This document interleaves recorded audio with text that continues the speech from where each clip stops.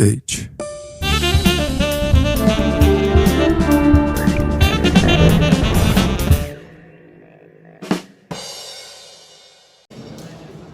Olá, boa tarde a todos e a todas. Estamos iniciando o terceiro talk show de produção de engenharia deste semestre. Nós temos um grupo de convidados muito especial e agora falaremos de engenharia automotiva conosco.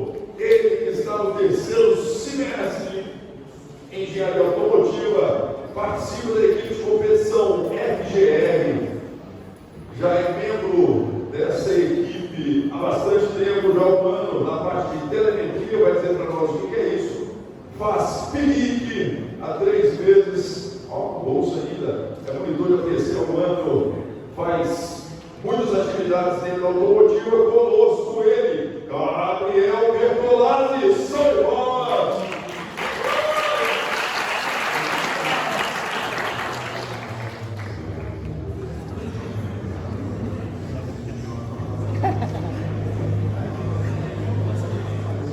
Beleza, conosco aqui, ele está no 8º semestre, já participou da equipe Univaja, do subsistema de suspensão, faz parte do PILIC também, vai falar para nós o que é um PILIC, Projeto de Iniciação Científica, como entra no PILIC.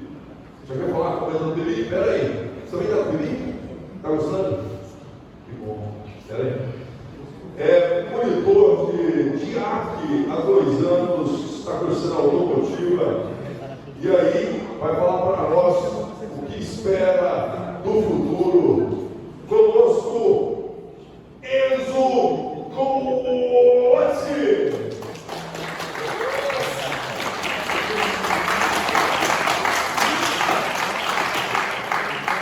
Ótimo. Conosco também ele, professor da FGA, ele é engenheiro automotivo formado pela FGA, é mestre em sistemas mecatrônicos, aqui pela UNB também, e a área de pesquisa dele é software embarcado automotivo, utilizando metodologia de desenvolvimento baseada em modelos. Ele, o incrível, e foi um instrutor de jiu-jitsu aqui no FGA há 15 anos, Rafael Rodrigues, São Paulo.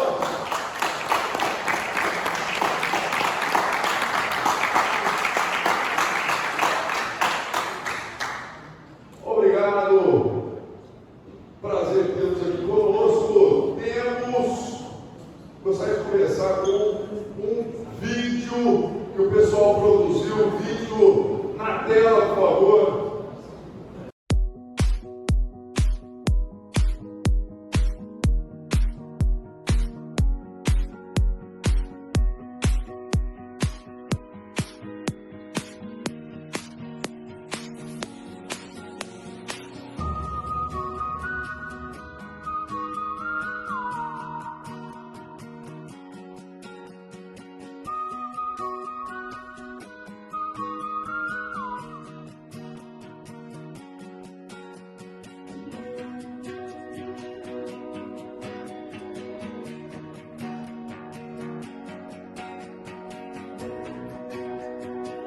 Tanto que existe um dispositivo que tem nela, e quando você vai fazer essa manutenção, você liga esse dispositivo que vai dividir a voltagem dela de 400 para 200. Então, para você correr menos risco de tomar um choque que seja fatal.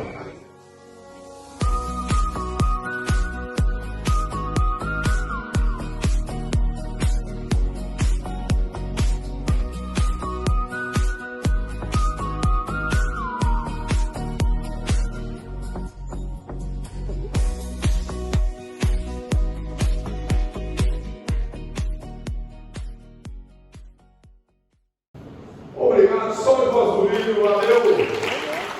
Professor Rafael, deixa eu começar contigo aqui. Por que você, que é um egresso aí da engenharia automotiva, agora um professor mestrado aqui nosso, um grande professor inclusive, sempre muito elogiado, gostaria de saber por que você escolheu essa área de automotiva? Foi durante o seu seus primeiros semestres, você tem certeza que essa área foi antes? E por que você voltou para ser professor agora? Primeiro, funcionando aqui, primeiramente agradecer o convite dos colegas, do professor Rogério, é sempre um prazer bastante, eu gosto bastante, cumprimentar os colegas também. Bom, então, respondendo a sua pergunta, professor Rogério, eu sempre fui aficionado, tá? Eu só para me apresentar um pouco, eu entrei na FGA em 2009, na segunda turma da FGA, nem existia aqui no prédio, não existia nada, a gente estava lá no COP ainda, no centro do plano.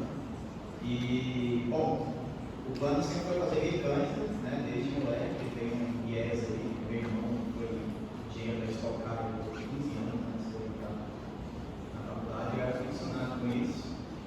E assim que surgiu a faculdade do plano, eu fiquei sabendo, né, surgiu a faculdade de novo ali, curso de engenharia automotiva, então pensei duas vezes, não existia outra opção, tá? Vou ser bem sincero. Então, em 2009, eu lembro que eu passei no vestibular no meio do terceiro ano, né, não tinha, né, saído do terceiro ano, entrar na faculdade, não cheguei no terceiro ano, passei no vestibular e é isso. Então, aí entrei, a época era muito difícil, porque não tinha nada, né, não tinha vida, sempre tinha lá. Os proibidos, acho que 3 pessoas se formaram antes de mim, então foi um desafio muito grande, mas me arrependo muito, eu acho que escolhi a profissão da vida. E aí fiz graduação, mestrado, fui para a indústria, né? Trabalhei 5 anos na Stellantis. Alguém que não sabe o que é Stellantis? A empresa Stellantis? Tá, Stellantis é um novo grupo aí, né? Que surgiu tem 2 anos, é a fusão da FCA.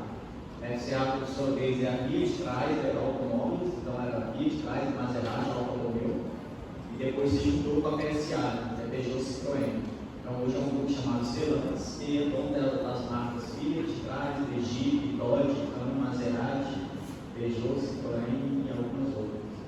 Trabalhei lá por 5 anos, surgiu a oportunidade aqui de fazer o concurso, eu fiz, fui aprovado e decidi voltar para casa, voltar para a faculdade, sou do Brasil, trabalhar no RH. Então basicamente esse aí que eu vou resumo da aula. Aproveita aí e diz para nós como é que era os primeiros anos aqui da FGA, tinha estacionamento, tinha esse prédio aqui, quantas pessoas por sala? Esses primeiros anos foram bem difíceis, como eu comentei, para falar a verdade, o primeiro semestre foi no Licerão, meu primeiro semestre foi no estádio do Licerão, então a gente tinha aula embaixo da arquibancada lá, botaram umas cadeiras e uns quadros e fizeram a na sala de aula. Aí no segundo semestre a gente foi para o fórum e no terceiro semestre para o SESC. Mas isso aí funcionou paralelo aos três lugares. Então tinha dia que eu tinha aula no Licerão e no fórum do SESC.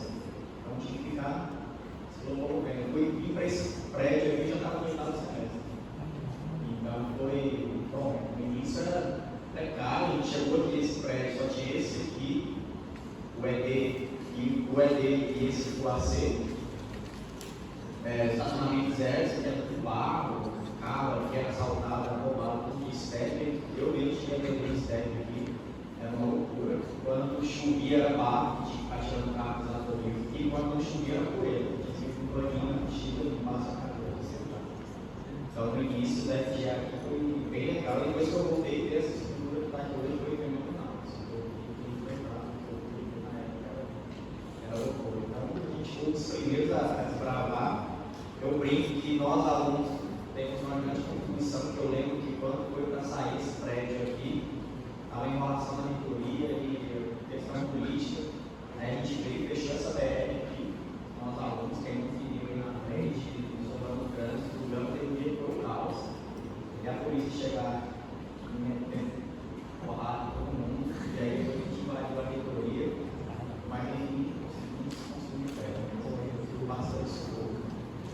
Beleza? Salve para o nosso professor Rafael. Eu queria saber do Gabriel. Gabriel, o que é FGA? Basicamente, a FGA é uma equipe de competição faço parte, a gente construiu o único carro elétrico do Centro-Oeste, tipo Fórmula, e a gente, todo ano a gente compete na Fórmula SAI, igual o pessoal de Aero aqui estava falando, eles também competem na SAI, só que outra categoria, na categoria de aeromodelos, jets, etc. E a gente, na FGN, a gente construiu um carro elétrico e o nosso objetivo é ter o melhor desempenho possível na Fórmula SAI e conseguir aplicar de uma forma prática os nossos conhecimentos de engenharia. Explica de vocês, né? Quer dizer, eu quero saber o seguinte: vocês fazem um carro totalmente elétrico? O nosso carro é elétrico, o nosso motor. E qual a autonomia dele? Agora, Em termos de corrida, a corrida dura quanto tempo? com as atuais baterias do nosso carro hoje, a nossa autonomia é um pouco baixa, a gente deve ter assim uns 40 no máximo minutos para a gente correr com ele, né, fazer os testes, etc. Só que a equipe, por meio de tentativa de patrocínio e esse tipo de coisa, a gente tenta arrecadar dinheiro para a gente conseguir novas células de bateria, para a gente conseguir ter uma autonomia maior e a gente conseguir terminar as provas da Fórmula SAI, que a gente depende delas para a gente conseguir botar o carro em movimento. Beleza, e como é que entra, né, Jeff? Todo início de semestre a gente abre um processo seletivo e todos os calouros e pessoas que não são bem-vindas. No início eu estava um pouco receoso a entrar na equipe porque eu não tinha conhecimento prático nenhum, mas eu aprendi tudo que eu sei hoje lá dentro. Entendeu? Beleza. Salve, nosso Gabriel, por favor. Enzo, você também já participou de uma equipe de competição, que é o Equipar, né? E eu queria saber o que é, como já foi para as competições, claro? Já cheguei aí para o regional de 2019. A gente estava no Nordeste, porque não temos consideração de equipes grandes no Centro-Oeste. E como a gente tem a nossa equipe que a gente chama de IMAN, que é a Viagem do Cerrado, que é o Danci, eles disputavam no Sudeste. A gente foi para o Nordeste para lutar com o Correio Pago, porque sempre limitado com tem mais de uma equipe por faculdade. Aí eu fui para o regional de 2019 e não pude ir para o nacional de 2019. De onde foi? Foi na Bahia, Salvador, a gente ficou no SESC Senado, tinha apoio da Ford, quem tinha Fábio Paulo. Foi bem legal. Dando pra gente. E a equipe são quantas pessoas? A equipe na época tinha acho que 30 pessoas por volta, acho que até mais um pouco. Hoje em dia deu uma reduzida, mas eles estão com o processo seletivo aberto. Acho que não sei se está aberto ainda. Eu estava vindo voltar, ainda não decidi, estou conversando com a equipe. Mas assim, o molde é o mesmo do Fórmula, da FGR, só que ao invés de a gente fazer um carro estilo Fórmula 1, a gente faz um mini veículo off-road, que é o Baio.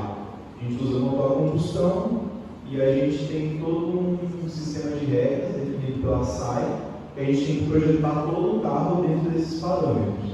E aí a própria equipe que ela projeta, arrecada, fabrica, testa e compete com o carro. Essa é mais ou menos a ideia da competição.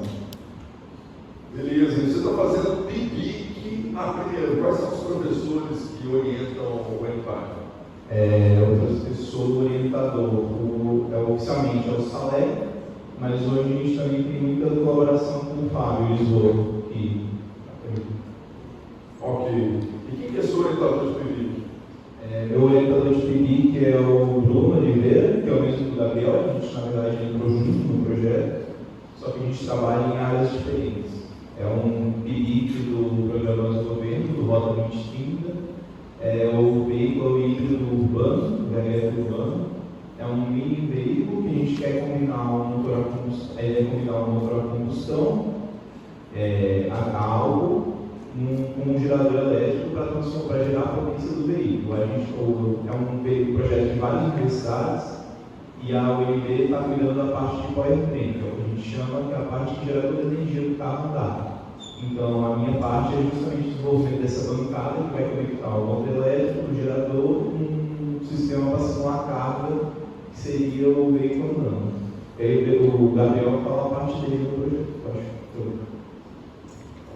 Diga, Gabriel, vocês viram aqui que vocês podem mandar perguntas para os nossos convidados ao longo do evento, né? Só mandar aqui, ligar para o A minha parte do projeto, eu mexo com o PIPIC OAS, que é o Open Automotive Simulator. Como dentro da área automotiva, minha especialidade é a parte de eletrônica veicular junto com comunicação, eu estou comunicando a Microautobox, que é o sistema onde eles estão usando para tirar informações.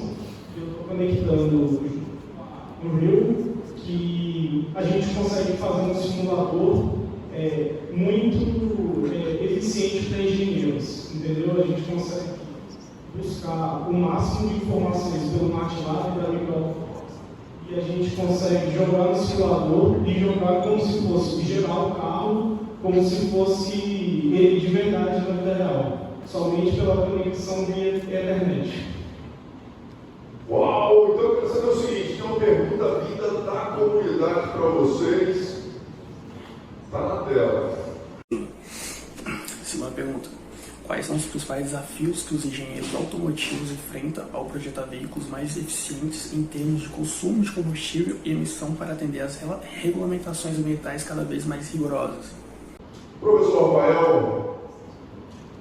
Beleza? Vamos lá. Bom, excelente pergunta essa. Eu vou dividir essa resposta aí em duas frentes. A primeira é falar de motores da combustão, né? A gente fala aí de motores a diesel e a gasolina. E esse aí, da grande maioria, né, das OPMs aí, mas agora dentro da utilização dos motores da combustão ainda é a grande maioria no Brasil, pode assim dizer. Então, hoje as montadoras elas trabalham num regime de pressão, podemos assim dizer, do governo e dos órgãos reguladores muito grande para a redução de emissão de poluentes, né, e consequentemente, consumo de combustível. Com isso, os montadores têm investido cada vez mais em tecnologias para tentar reduzir esses números de emissões e consumo, como, por exemplo, o advento dos motores 3 cilindros, aí, né? Vocês podem perceber aí que aqueles motores 2.0, os motores 2.8, 2.5 estão cada vez menos presentes aí nos carros, quase não existe mais. E a resposta é simples, porque esse motor não consegue cumprir com os requisitos apertados aí que o governo impõe. E aí surgiram os 3 cilindros turbo, enfim, diversas outras tecnologias. Uma tecnologia que eu trabalhei bastante dentro da indústria para minimizar ainda mais o consumo de combustível é porque, se você pega todos os carros tradicionais hoje, você tem um alternador, enquanto o motor a combustão está girando, o alternador é quem consegue gerar corrente para alimentar as velas, né? E aí, consequentemente, manter a combustão ali na câmara do cilindro. Alguns carros da Stellantis hoje você já não pendura mais a eletrônica no alternador. Você coloca na bateria, então a bateria fica gerando essa corrente o tempo todo, o alternador só entra quando a carga da bateria abaixa muito. Então é uma forma de você não deixar o alternador, que é uma carga a mais para o motor, ele ia consumir uma quantidade X de combustível, quando você tira aquele carro do jogo e ele entra só quando a bateria está muito baixa. Então esse é só um exemplo, né, de como o pessoal vem trabalhando incansavelmente para reduzir a emissão de poluentes e, consequentemente, o consumo de combustível, tecnologias, calibrações novas para motores. E aí vem a segunda parte que eu vou comentar, que é o que está mais em cena aí agora, são veículos elétricos híbridos, que para mim é um caminho sem volta.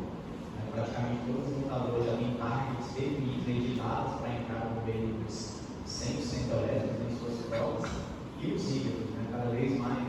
No Brasil, ao meu ponto de vista, faz mais sentido a veículos híbridos, uma vez que a gente tem uma malha diária que não consegue fornecer a estrutura necessária para veículos 100% elétricos. Então, acho que o híbrido é o que vai ter maior força.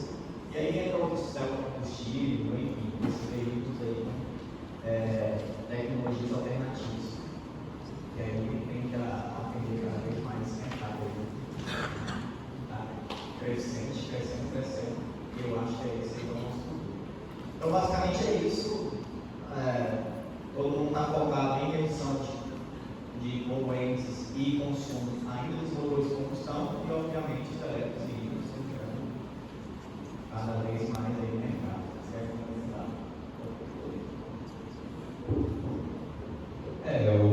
Justamente o que eu estou está envolvido nesses desafios. Igual eu falei, o Rota 2030 é um dos programas de governo, desenvolvimento de tecnologia e, em consequência, desenvolvimento de leis que vão mudar o parâmetro de emissão e consumo dos carros.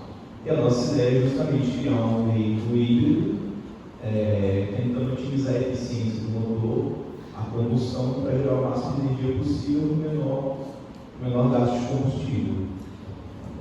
Então, assim, não só na indústria, mas também na própria universidade tem essa pesquisa e esse desenvolvimento. Ótimo. Rafael, você já complementa aí, porque aqui a pergunta é, no meio da mesma linha aí, você acha que no futuro, em um futuro próximo, os carros a combustão irão acabar? Você disse que o futuro é híbrido, mas a combustão pura vai acabar? Só para complementar aqui, o que ele falou, está falando muito do Rota 2030 e às vezes o pessoal não entende. O Rota 2030 é um programa do governo, tá, que ele visa fomentar a parceria em indústria automotiva e universidades. Hoje, aqui dentro da FTA, nós somos muito livres, aí no Brasil nós temos 9 projetos em parceria com a indústria. Tá? Aí tem um deles aqui que é a parte mais de veículos. Eu sou coordenador de 2 projetos, que é o S5 e o Segural. O S5 a gente está desenvolvendo o simulador automotivo em parceria com a Fiat. Eles deram um acordo para a gente, eu não sei se vocês já conhecem ali no FD10, fica até o convite para vocês irem lá no FD10, na primeira sala à esquerda, a gente tem um acordo lá que a gente já desenvolve muita coisa nela. A gente desmontou o carro, ele está com um simulador, então ele funciona bem. E o outro projeto que eu sou coordenador é o Segural, desenvolve funções automotivas, né? O veículo se mantém na faixa, a gente tem uma câmera para processamento de imagem, consegue manter o veículo dentro da faixa, ele vai da faixa, e a frenagem autônoma. Então, esse é um dos exemplos. A gente tem outros projetos, ação móvel no total. Então, o Rota 2030 é isso, tá? O programa de fomento da parceria de universidade e grupo. Bom, e voltando à pergunta aqui, essa é uma pergunta interessante, tem diversas respostas, né? O pessoal tem, você pega uma vertente da turma que é mais do carro combustão e vão falar uma coisa, o pessoal que é funcionários elétricos vão falar outra, mas tem uns 2 meses eu participei de um seminário, um congresso que teve aqui no Brasil, que tinha o CEO de todas as montadoras, estava o CEO da Toyota, da Stellantis, da Volkswagen, os presidentes de todas as montadoras, e a resposta deles é que ainda não tem para o Brasil, né, uma definição de qual vai ser a tecnologia do futuro. Ele está muito em aberto. Tem uma turma que está trabalhando incansavelmente na redução de consumo de motores a combustão. O pessoal que acredita que você pode chegar a fazer 30, 35 km com litro. E aí, será que valeria a pena você entrar com os motores elétricos, uma vez que você tem um consumo de baterias e outros tipos de materiais? E por outro lado também tem a turma que de repente com muitos acidentes aí dos motores elétricos. Eu vejo que no Brasil ainda falta uma definição, vai demorar um pouco mais de tempo para a gente ter, olha, vai ser esse o caminho aqui. Mas, do meu ponto de vista, eles vão caminhar juntos. Então, tem motores a combustão muito mais eficientes e os elétricos e híbridos vão ganhar um cenário significativo nos próximos anos. Então, para responder o futuro é esse ou esse. Para o Brasil, eu acho que eles ainda vão ter muito tempo juntos. Para a Europa, onde você tem países menores, distâncias menores das pessoas que se locomover até o trabalho, você consegue ter estações de recarga de bateria ao longo desse percurso. Talvez o hibridismo e os veículos elétricos acelerem um pouco mais lá, mas falando de Brasil, eles ainda vão conviver bastante com essas tecnologias de produção. Excelente! Tem outro vídeo na tela produzido pela equipe de vídeos do Opera. Como a interação de tecnologias avançadas, como veículos autônomos e carros elétricos, está impactando o desenvolvimento de sistema de segurança automotivo? Essa é a primeira pergunta.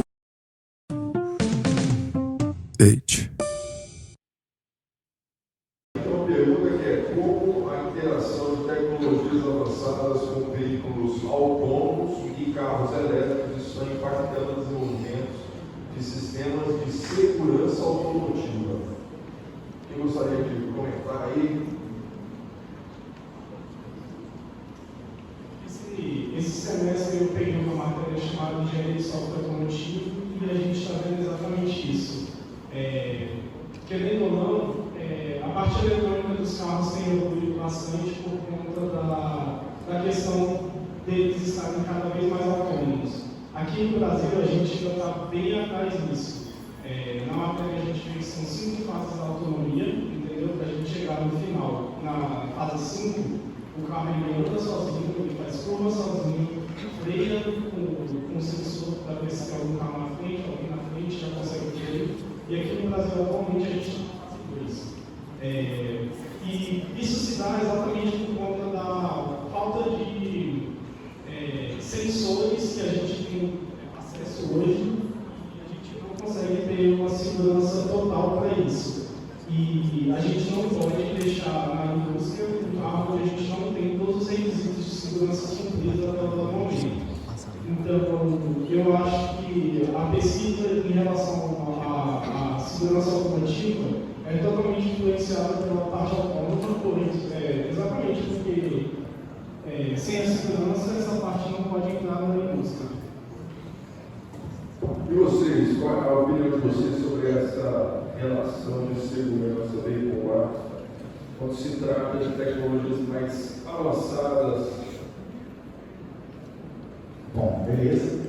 Então só complementando a resposta aqui do colega. Aqui chegou aqui o nosso quarto convidado, o professor Fábio Lisboa, só de passar do Fábio. Obrigado. Bom, falando um pouco de segurança veicular. Então as montadoras têm investido em sistemas de auxílio, um pouco de áreas, sistema que auxilia a condução de um veículo. Aqui na FGA, como eu comentei anteriormente, a gente já desenvolveu 2 sistemas, que é o LMI, você consegue envolver em central baixo, e a frenagem autônoma de emergência, que você tem um radar, você detecta um objeto que está a uma distância menor de um determinado valor, ele vai frenar o veículo de forma autônoma. Então, isso, obviamente, depende não só da quantidade de componentes e sensores presentes no carro, mas também da infraestrutura da rodovia. Esse é um veículo autônomo, ele tem que se guiar através da faixa, se não tiver a faixa, ele se perde completamente, deixar de a função ativa. Então, sim, as montadoras estão investindo, óbvio que cada mercado tem a sua dinâmica, tem o seu tempo de desenvolvimento. Se você fosse integrar todos os sensores e atuadores que tem no carro de europeu aqui no Brasil, um popular valeria de R$200 mil. Então, o mercado tem a dinâmica, os produtos estão sendo aplicados de acordo com a dinâmica do mercado, mas sim, estão se desenvolvendo cada vez mais, como o colega falou, os veículos estão se tornando produtos tecnológicos. Se você pega um veículo de kit compras, por exemplo, ele tem mais de 20 códigos que o Boeing, do que o táxi. Então, a quantidade de programação hoje dos veículos estão cada vez mais elevadas. Se antigamente você tinha um ECU só para controlar a injeção eletrônica, hoje você pega o carro com mais de 130 segundos. Hoje, quando você aperta o botão aqui para levantar o vidro do carro, você não está acionando mais um relé. Você está mandando um comando para a central que está conversando com todas as outras centrais do carro e aí autorizando o subir ou não a depender das condições que estão no momento. Então, o veículo está ficando cada vez mais complexo, a tecnologia de auxílio ficando cada vez mais complexa. E é o futuro é esse. Até você chegar no nível 5, de autonomia, que é o que ele falou. O nível 5 é você ter um veículo 100% autônomo e não precisa ter um condutor dentro dele. Você pode pegar o carro, mandar ir lá no hospital, buscar a sua avó, por exemplo, e trazer ela de volta para você. Esse é o último nível. Mas, como eu disse, é 100% dependente da infraestrutura também, das rodovias, dos locais, da caixinha da lona. Então, é basicamente isso. Ótimo. Professor Fábio, tem uma pergunta aqui. Seja bem-vindo, meu amigo. Um amigo de longa data aí. Eu queria saber o seguinte, professor Fábio, quais são as áreas, o que o estudante que vai entrar na área de automotiva pode esperar? Existem várias áreas de atuação. Gostaria que você dissertasse sobre esse tema, por favor. Meu grande amigo Chadé, é uma alegria estar aqui. Você sabe que eu sou um entusiasta desse seu programa semestral aqui no Talk Show. Desculpem o atraso, tá, gente? Eu tive uma manhã muito difícil. Mas estou aqui, depois de pergunta assim, claro. Gente, eu não sei se vocês prestaram atenção na fala dos colegas aqui, a quantidade de interação que tem da FGA com a automotiva. Na verdade, a engenharia automotiva é a mescla de todas as engenharias da vida. Ele tem uma quantidade enorme de programação do software, tem uma infinidade de controles eletrônicos e que sobra, dos velhos de velho, como nós aqui, a termodinâmica, automotiva, pode esperar uma engenharia muito completa. Muito completa. O aluno vai ter que lidar com programação, vai ter que lidar com controles, com sensores, vai ter que lidar com toda essa problemática das emissões, onde eu gostaria até de frisar. Gente, o carro hoje não é só uma máquina. É uma máquina que transporta vidas, que tem um nível de automação absurdo, pode ser classificado como um hardware. Não dá mais para classificar ele como uma máquina puramente mecânica. É um hardware que responde a comando de software, que tem a sua parte de segurança dos ocupantes, sim, mas tem uma parte importante de se falar, que é a segurança ambiental. Nós não vamos ficar livres dando motor a combustão nem tão cedo, somente aqui no Brasil, com nossas características. Então, você ter motores com alta eficiência energética é utópico. É isso que todas as montadoras trabalham. Vão ter, sim, uma transição importante, utilizando muito motor elétrico, muita eletrônica que já tem, mas você vai ter que trabalhar a parte da combustão ao extremo, buscando emissões cada vez menores. Então, ter essa visão ambiental é importante para o aluno da automotiva. Então, quem for estudar com a gente, seja diretamente no automotivo, seja diretamente com sua parcela de engenharia eletrônica, aeroespacial, energia, software, trabalhar com a gente, dando a sua contribuição, vai ter que estar atentado a esses fatores, de segurança ambiental, segurança no transporte de pessoas. Vai ser um profissional bem completo, vai ter que entender de eletrônica, vai ter que entender de programação, vai ter que entender, sim, da parte mecânica, materiais, termodinâmica, essas coisas, estruturas, materiais. Então, o convite, vem estudar com a gente. Vem estudar com a gente que você vai ser feliz. Beleza, só de nós, professor Fábio. E aí tem muitas perguntas vindas do nosso público aqui. Vou perguntar, fico com o Fábio ainda, tem uma pergunta mais de questão aqui. É possível um aluno do primeiro ou do segundo semestre ter um estágio remunerado na área de automotiva? Possível, Não vai ser um estágio obrigatório, porque temos normas para o estágio obrigatório, precisa de uma quantidade mínima de créditos cursados. Em qualquer engenharia, não só automotiva. Em todas as engenharias, não só em automotivo. Mas é possível. E eu acredito até que já tenha, porque a demanda do mercado está bem grande. Gente, a gente não está conseguindo entregar a quantidade de profissionais que o mercado nos pede. A gente não consegue nem aluno para trabalhar com a gente o suficiente na nossa demanda. Vocês verem como uma coisa está crítica, como essa transição energética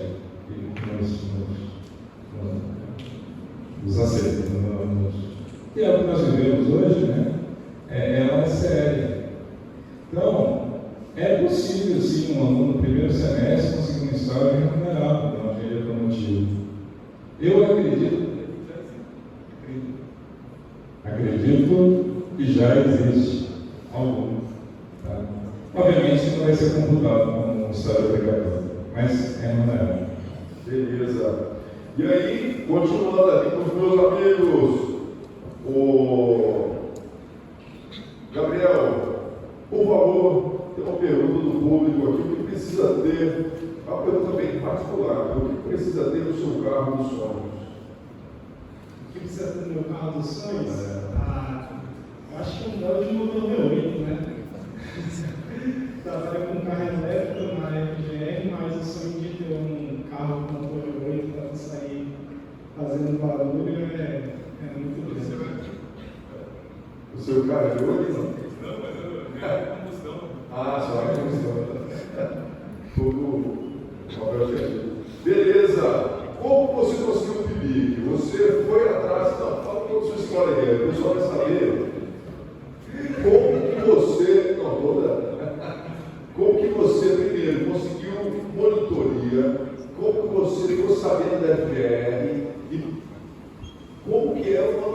lá na FGR? Eu vou começar falando da monitoria. A monitoria... Quem é trabalhando com camiseta massa assim, com símbolo FGR? Ganhei dos Todas as empresas de microfinança têm uma logo incrível, não é, cara? Assim, a monitoria foi a que foi mais simples. Basicamente, eu conversei com o professor, eu falei que eu tinha interesse de ajudar, e ele falou que ele precisava de ajuda mesmo, e eu entrei para a monitoria. Isso já no segundo semestre, não? Já. Qual disciplina? APC. APC, APC. Sempre gostei da área de programação, mesmo estando na área de automotiva, com tudo que eu trabalho, mas foi basicamente isso. A FGR, como eu entrei no período da pandemia, eu tive a primeira oportunidade de entrar na equipe. E quando estava online, eu não curti muito a ideia, eu não estava me sentindo muito à vontade. E aí eu saí, quando eu entrei no presencial de novo, eu vi a equipe, e aí eu falei, bom, vou tentar agora. E já entrei, fiz o processo TI, a gente tem todo o processo. E no meio do processo TI aconteceu uma coisa que me fez realmente ficar na equipe e adorar o que eu estava fazendo. Que foi quando a gente foi no evento da CEMOV, que é o Congresso de Mobilidade de Veículos Elétricos, e a gente apresentou o nosso carro junto com projetos gigantescos, por exemplo, um novo projeto de ônibus elétrico para as rodovias públicas. E eu conheci um engenheiro da elétrica, conheci a CEO da VEG, que é uma das mulheres mais ricas do Brasil, e conversar com esse pessoal e transmitir conhecimento, mostrar o que eu estava fazendo, cara, me fez me apaixonar pela equipe. O clima dentro da equipe é muito bom. A gente foi para a competição nesse ano, há um mês e meio atrás, mais ou menos, e o clima de competição ele é em si um pouco estressante, porque, por exemplo, às vezes uma coisa não funciona e você fica se questionando por que aquilo não funcionou e você às vezes tenta achar um culpado, só que isso fez para a equipe muito bem. Eu tirei pelo menos essa conclusão, porque a gente voltou para cá com muito mais garra e muito mais vontade de aprender. Então, pegamos matérias optativas assim, como eu estava na área de comunicação, falei que fazer engenharia de software automotivo, que vai me ajudar com a comunicação, que a gente usa a RedCam. Para quem não sabe, RedCam é um tipo de comunicação que usa Windows e uma placa chamada MCP-Cam. E isso fez com que minha vida dentro da faculdade mudasse. E o PIBIC, é uma história engraçada, eu consegui o PIBIC basicamente por causa do mesmo. A gente anda muito junto, a gente é bem amigo aqui dentro da faculdade, e ele tinha contato com o professor Bruno, que é o nosso coordenador, e ele foi devolver um SSD para o Bruno. E aí, quando eu cheguei lá, a gente estava olhando a moto que eles estavam fazendo, e eu estava olhando as coisas eletrônicas assim, e eu comecei a opinar, a falar, por que está feito desse jeito? Por que não é desse jeito? E aí ele falou, pô, você mexe com isso? Eu estou vendo que você tem um conhecimento legal, você podia fazer como se fosse um intercâmbio entre as áreas, entendeu? Para ajudar a gente tanto na parte automotiva quanto na parte e foi basicamente assim que eu consegui o PIBIC. Eu falei que eu queria ajudar, de que você falou, não tem bolsa, aí eu falei, não tem problema, eu quero ajudar, mas acabou que veio a bolsa com o tempo. Beleza. Quem que é o seu orientador? O Bruno. Eu sou o Bruno. Beleza, que é o mesmo seu, né? Isso. Enzo. Então já disse para nós aí, para você, como é que foi entrar no PIBIC? Se vocês quiserem utilizar esse outro microfone, fica à vontade também, tá? Eu com certeza a gente fica falando. Bom, eu estava fazendo uma matéria com o Bruno, semestre passado, se chama Fundamento de Veículos Elétricos. Ela, sim, não é uma matéria muito especializada, ela apresenta o básico de funcionamento dos tipos de motores, de baterias, de todo o conjunto elétrico do veículo. Se precisa ter um conhecimento básico de programação para fazer, se vocês quiserem fazer, está como tópicos especiais de engenharia automotiva com o professor Bruno Oliveira. E aí ele estava tendo esse projeto, ele tinha esse projeto que ele tem que controlar um motor de moto, e ele tinha que passar o acionamento do acelerador manual para o eletrônico. Eles estavam tendo um problema de fazer essa adaptação mecânica. Aí um dia, conversando com ele, depois da aula, ele falou, professor, eu sou monitor de de água, eu sei fazer projeto disso, tenho experiência com impressão 3D. Aí ele falou, não, vem aqui ver se você consegue fazer alguma coisa. Aí eu fui, desenvolvi toda a parte do suporte, do servomotor, que aciona agora o acelerador da moto e o suporte desse servo. E aí eu acabei entrando no projeto, aí hoje eu já estou passando para a parte de desenvolvimento de bancadas, desenvolvimento de sistemas de controle de carga, para a gente poder simular melhor o veículo elétrico que vai ser desenvolvido no projeto. Excelente. E está vendo que tem a área automotiva, é uma área que busca incessantemente por evolução e ela também tem uma demanda para pesquisa, né? Eu queria que os professores falassem aí sobre as áreas de pesquisa da automotiva, e aí tem várias perguntas do público, eu vou aglutiná-las em algumas, já aproveito aí a pergunta que sempre vai surgir. Essa aqui foi bem particular, qual área que dá mais dinheiro que o engenheiro automotivo possa trabalhar, né? Aí vem, logo em seguida aí, o professor Rafael pode falar bem, eles querem saber o seguinte, é possível se tornar engenheiro da Fórmula 1? Vamos lá? Então, começando aqui a parte de remuneração e tal área que você consegue seguir. Hoje a gente tem um problema bom, né? Dentro dos nossos laboratórios, eu estava trabalhando junto a outros projetos. E hoje nós estamos perdendo muitos alunos para a indústria. É um problema ruim para a gente como professor, mas bom para eles como alunos. Hoje nossos alunos estão saindo para trabalhar na indústria antes de se formarem. Eu aproveito o estágio deles, né? Eu aproveito o trabalho deles como estágio obrigatório. Então, de janeiro para cá, eu acho que uns 9 alunos nossos estão ou na Fiat ou na IAB, que é a empresa lá de São Paulo de sistema de áreas, né? Sistema de veículos autônomos. Para a Renault também já foram alguns, então a gente está com um problema bom, né? Para resolver, porque a turma está saindo e deixando a gente na mão dos projetos. O mercado está muito aquecido, diferente quando era quando eu formei. Hoje o mercado está muito aquecido. Os alunos estão em empresa, só pelo LinkedIn, as empresas já tem uma dica para vocês, quem tem LinkedIn é uma plataforma, uma rede social fundamental para vocês no futuro. E quem já puder fazer na sua, quem tem.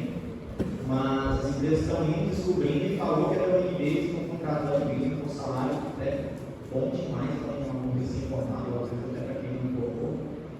E mais especificamente as áreas que estão aquecidas hoje, que eu posso falar por experiência própria, é desenvolvimento de software eletrônico embarcado.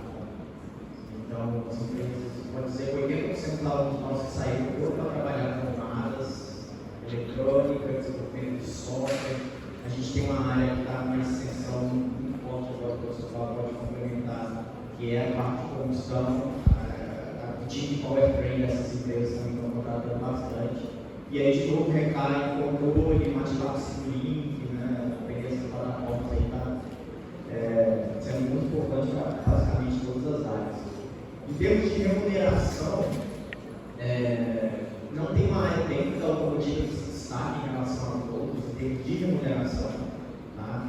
Geralmente, quando você sai da faculdade, você tem um teto para engenheiro júnior dentro dessas empresas.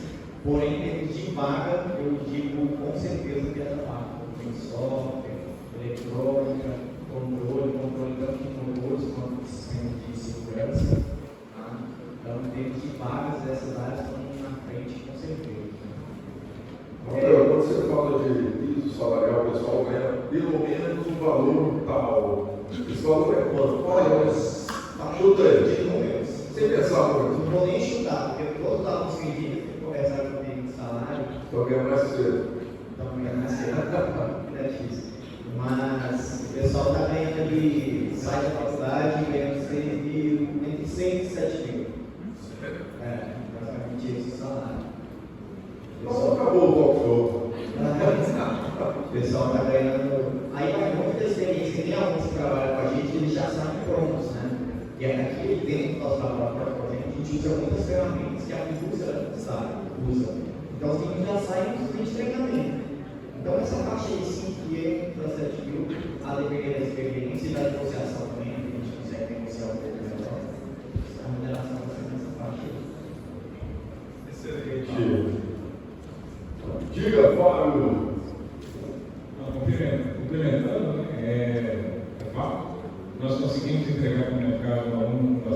conhecimento das ferramentas. Obviamente que não adianta só saber programar, não adianta só saber eletrônica, tem que saber o comportamento da máquina, as regras automotivas, né? Todas as regulamentações do setor, tem que saber termodinâmica, não dá para controlar o motor sem saber como é que funciona a combustão dentro dele, não dá para controlar a estabilidade do carro sem saber como é que é o comportamento dinâmico, lembra dos sólidos, que envolve todos os materiais ali, não dá para selecionar materiais sem conhecer materiais. Então, assim, eu diria até complementando a resposta, que o salário é muito bom para aquele aluno que se dedica mais àquilo que a gente oferece. Ou seja, se o cara entende de materiais, de software, de programação, de programação e de eletrônica, esse está com o pé ao sol. Tem alunos de mestrado nosso que, numa entrevista com o contratante, falou que usava o Asset, que é uma ferramenta usada pela Volkswagen na modelagem da estratégia de controle de motores. Ele não precisou nem demonstrar que sabia, ele foi contratado e o conhecimento estava no início da nossa formação aqui. Ou seja, além da gente oferecer, a gente é uma grande vitrine. A marca ONB é muito valorizada dentro do setor. O setor automotivo brasileiro ainda é carente. Ele precisa de profissionais com uma capacitação além daquela que é oferecida tradicionalmente. Ela precisa de alguma coisa a mais. Entrando na vereda das nossas pesquisas, nós temos hoje aqui no ONB 7 projetos do Rota 2030, que é um programa. São 9, perdão, estou avisando aqui. Entrou mais 2, né? Entraram mais 2 projetos. Nós estamos com 9 projetos do Rota 2030. Cada projeto desse aí não fica em custo de projeto, né? Abaixo dos 5 milhões de jeito nenhum. Então nós temos uma carteira de projetos apreciável. Nós temos uma visibilidade tanto no governo, pelo MG e pelo Ministério da Indústria e Comércio, né? Também MG, Indústria e Comércio, e pelo índice Ciência e Tecnologia, né? Daquilo que a gente trabalha e da capacidade dos alunos que a gente forma. Então, temos sim uma projeção nacional e todos esses projetos, Roda 2030, os parceiros são fundadoras. Então, a Volkswagen, a Stellantis, a Renault, todos eles são parceiros nossos. Sem falar os fornecedores, como a Bosch, a BR, enfim, aqueles que são grandes dentro do Brasil estão com a gente. E os nossos parceiros acadêmicos são também grandes universidades, como o USP, a Federal Santa Maria, a Federal do Rio Grande do Sul, a UFMG, todos eles são bem, já têm uma expertise longa, né, na pesquisa e agora são parceiros nossos também, né, trabalhando juntos. Então, a experiência do aluno em termos de pesquisa dentro da engenharia automotiva, ela transcende as portas do MD. Ela é nacional, pelo menos, tem falado as reuniões que fazemos com parceiros internacionais também, por conta das ferramentas que a gente usa. Então, é um cenário muito positivo com relação a esse. O salário mínimo de engenheiro, gente, aquele que o CREA, que é aquilo que a gente deve fortalecer cada vez mais, enquanto órgão, como o órgão regulador da medicina, como da OAB do direito, né? Nós precisamos fortalecer o CREA também, 8 salários mínimos e meio, o piso salarial do engenheiro. Obviamente, quando você vê um aluno formando engenheiro ganhando abaixo disso aí, ele foi contratado como analista, especialista, alguma coisa que o vale, sem o título de engenheiro. Então, um momento, precisamos fortalecer nossos órgãos que nos representam para que isso passe logo. Obrigado. Ótimo. Vários, quer complementar? Tem que ser rapidinho, que a gente vai passar por uma última questão aqui. Vamos, só para complementar aqui, em relação ao futuro, você pode estar perguntando, mas o futuro, será que o mercado hoje está bom e vai continuar? Eu afirmo com toda certeza que sim. A engenharia de desenvolvimento automotivo no Brasil está crescendo exponencialmente, as montadoras estão trazendo cada vez mais para cá o centro de desenvolvimento. Exemplos, a Ford. A Ford fechou a fábrica no Brasil. Fechou a fábrica no Brasil, mas triplicou a engenharia. Então, hoje a Ford do Brasil, junto com a Índia, que desenvolve basicamente todos os produtos da Ford para o mundo.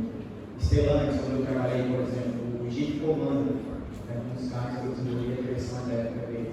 O Jeep Commander foi o primeiro Jeep a ser desenvolvido fora dos Estados Unidos. Foi a primeira vez na história que o Jeep foi ser desenvolvido, não é fabricado, desenvolvido, projetado fora dos Estados Unidos.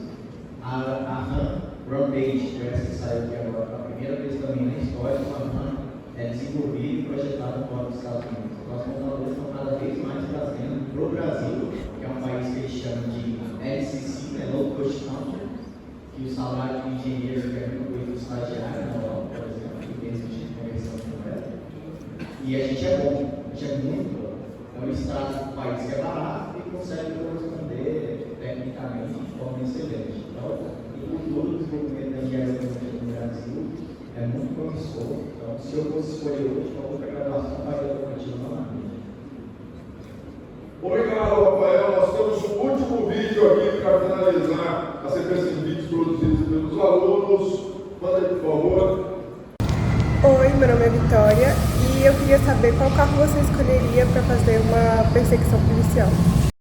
Até o seguinte, começando aqui pelo Gabriel Bertolanas, eu queria que você fizesse o seguinte, Gabriel, nós temos várias perguntas, não vai dar para falar de todas. Gostaria que você comentasse sobre essa paixão que você tem pelo carro, qual carro você escolheria. Alguém chega e fala, tem que fazer uma perseguição policial. Então, o carro é esse aqui, esse é o melhor. Por que você faria essa escolha desse carro? Gostaria que você falasse suas últimas palavras para o nosso público, palavras de inspiração dessa área realmente interessante, que é a automotiva. E depois deixasse também alguma sugestão de filme, de uma série, que alimente, que fomente a imaginação dessa área automotiva. O carro que eu faria com certeza seria um Dodge Charger. Pode o quê? Dodge Charger. Dodge Charger. Pegar o V8, correr atrás, ninguém não dividir escape não. Bom, galera, eu queria agradecer aos alunos pelo convite, para a GLB pela minha participação. E, cara, para mim o melhor filme para assistir, que dá vontade de estudar automotiva de verdade, é Ford vs Ferrari. Só de palmas aqui. Obrigado. Vamos lá na porta agora aqui no erro Enzo Govaz. Tá certo? Muito bom. Queria que você falasse aí sobre qual carro você escolheria para uma perseguição policial e por que essa área tem que ser escolhida, tem que ser cuidada aqui por nós da FGA. E uma indicação de filme, de uma obra aí para o pessoal se inspirar na área automotiva, por favor. O carro que eu escolheria seria um 911 Dakar, porque é um carro que anda bem e dá para andar no barro, diferente do Dodge. Minha recomendação para a automotiva é que muita gente não percebe, é que tem muita área dentro desse grupo só. E a gente já trabalha direto com as ferramentas da indústria. Quando eu entrei no Laje, a gente foi para a competição na Bahia, tinha um painel da Ford mostrando o projeto do Troller. E vocês que estão de água, vocês vão ver que lá eu vi que eles usavam a cartilha para desenvolver o carro. E é isso, a gente usa todas as indústrias, a gente já sai pronto para a indústria. A gente tem conhecimento nas ferramentas que todo mundo usa. Você vê vídeo na Mercedes Comum, eles também usam a cartilha. Na minha sugestão de filme, na verdade eu vou fazer um pouco diferente. Tem um canal do YouTube do Gordon Murray, sempre tem alguns vídeos que é com ele, porque ele é o engenheiro da McLaren e da Williams. Ele fez o famoso carro Senna de 89. Ele assim, explica muito sobre o automotivo do carro, não só a paixão, como o lado da engenharia. Ele é um grande entusiasta, ele tem carros incríveis, é sempre legal ver ele montando. Ele é uma das melhores inspirações que eu tenho. Muito obrigado. Salve de palmas para o Enzo. Obrigado pela participação. Professor Rafael Rodrigues, qual é o carro que você escolheria Eu ia de baixo. Ia ser de baixo. Mas tudo bem. Uau! Então eu gostaria que você falasse qual carro você escolheria. E se um carro elétrico, uma combustão. E uma indicação, suas últimas palavras, convidando o pessoal a conhecer melhor o curso de automotiva. Beleza, vamos lá. Então, primeiramente, agradecer ao professor Rogério, o pessoal da organização aí, um monte de bate-papo com os futuros engenheiros, espero que automotivos. Bom, o carro que eu escolheria era um Jeep Gladiator, né? Ele estaria pronto para qualquer situação, partida, asfalto, terra, off-road, on-road. Seria o carro que eu escolheria. Fica aqui também um convite, tá, para vocês. Quem quiser conversar comigo, professor Fábio, a gente está sempre liberando ideia. O simulador da Fiat Tour, no caso vocês queiram andar também, tá? Está lá à disposição. Se vocês quiserem marcar um dia, quiser chegar lá, é só chegar na primeira sala, falar com os meninos, vocês poderem andar, ver se um pouco mais automotivo. E indicação de filme, eu vou bater na técnica do Bond vs Ferrari. Eu sei que vocês não vão assistir 4, se a gente recomendar os 4, então eu vou focar em um. E aí vocês vai ficar na cabeça aí lá, então, Bond vs Ferrari. Ótimo! Só de nós, professor Rafael, muito obrigado pela participação. Muito obrigado pela participação, pela presença, professor Fábio Lisboa. Gostaria que você falasse para nós qual seria a sua indicação de filme, de veículo perseguidor e suas palavras inspiradoras para o pessoal conhecer o automotivo. Muito obrigado, Rogério. Como eu falei, é uma alegria imensa estar aqui com vocês. O carro que eu escolheria, tirando as minhas paixões, né, seria um Conrado GPS, porque a perseguição é muito mais estratégia do que força. Né? A indicação do filme, eu gostei muito de Ford vs Ferrari também. Daí tem os canais do YouTube que eu assisto, que são muito bons, tem uma série da Netflix sobre a Fórmula 1 excelente. Então, Ford vs Ferrari também. Como disciplina, recomendo a minha. Né? Não deixem de fazer, gente, interdito. Arquitetura de motores de combustão interna, a melhor disciplina, mais rock and roll que tem aqui no campus.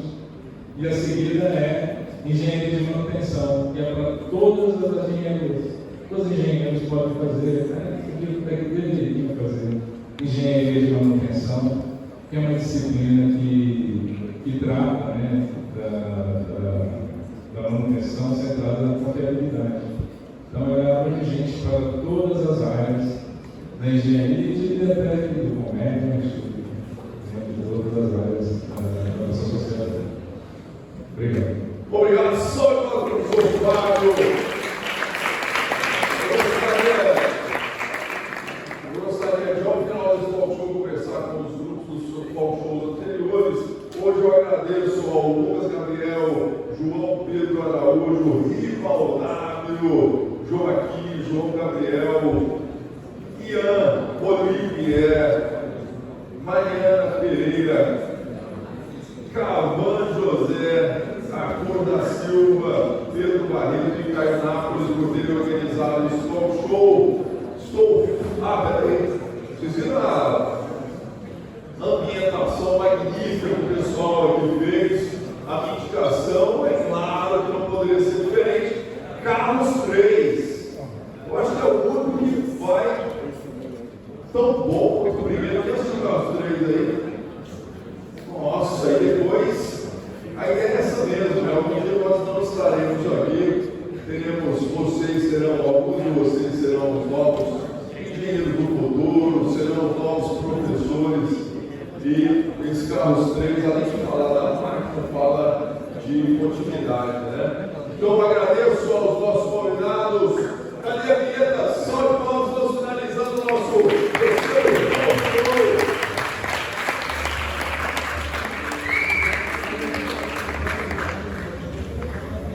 Henrique salvou. Pode parar? Valeu! Pode parar? Valeu, organização.